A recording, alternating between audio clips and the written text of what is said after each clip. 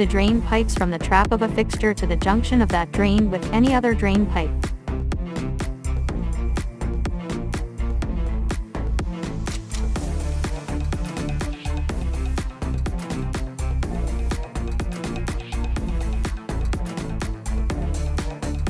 What is the most common plumbing fixtures wherein back siphonage usually occur?